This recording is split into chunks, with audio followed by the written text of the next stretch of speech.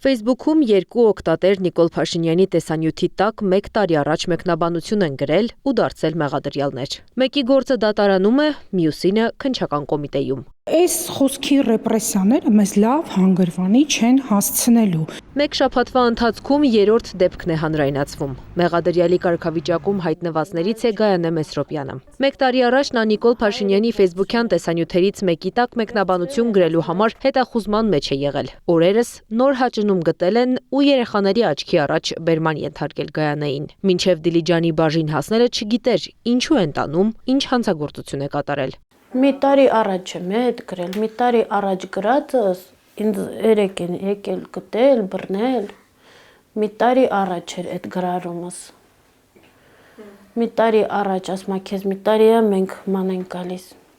Ռոզսկի մեջ եմ։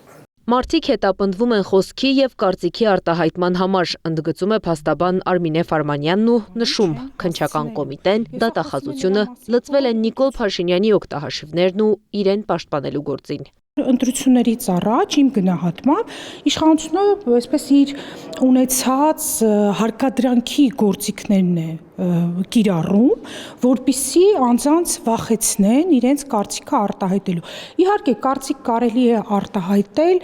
առանց որևէ, վիրավորանքի կամ առանց որևէ բռնության ենթադրյալ ուրեմն կոչերի, բայց կան արտահայտություններ, որոնք որ գնահատողական դատողություն են պարունակում։ Բռնության կոչերին, հայհոյանքին կամ զրպարտությանը դեմ է փաստաբանը, բայց երբ միայն իշխանության դեմ ուղղված հայհոյանքն է պատժելի, երկրում երկակի ստանդարտներ են սկսում գործել։ Մի հատ քարտը փնկելքին սատկացնել։ Մոտ 3 ամիս առաջ իշխանական Civic լրատվականի ուղիղ եթերում քաղաքացին կաթողիկոսի գլուխը քարով ջարդելու կոչ էր արել։ Դեպքի առթիվ դեռ 2025-ի դեկտեմբերին քրեական վարույթ էր նախաձեռնվել, բայց մեղադրյալ չկար։ Փորձեցինք պարզել քննչական կոմիտեից։ Մեղադրյալ կա արդեն, խնդրեցին գրավոր հարցում ուղարկել։ Միջին ծանրության հանցագործություն է, որը նախատեսում է մինչև 3 տարի ազատազրկում։ Կան նաև այլընտրանքային պատիժներ, նշում է Ֆարմանյանն ու քաղաքացիների խոսքի ազատության դեմ սկսված կոչում քրեական մահակի կիրառում։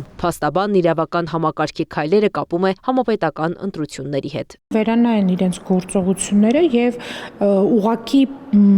պատեհ վիճակի պատճառով չսպասարկեն իշխանական այն ցանկությունները, որոնք միտված են քաղաքացիներին վախեցնելու, ռեպրեսիաներին ենթարկելու։ Մեկնաբանություն գրելու եւ մեղադրյալ դառնալու միջև սահմանը նուրբ է, իսկ այդ սահմանը հստակեցնելը արդեն ոչ միայն իրավական, այլև քաղաքական պատասխանատվության հարց։ Անի Աբախյան, Մհեր Դավթյան, Գեղամ Ղազարյան, ABC Media։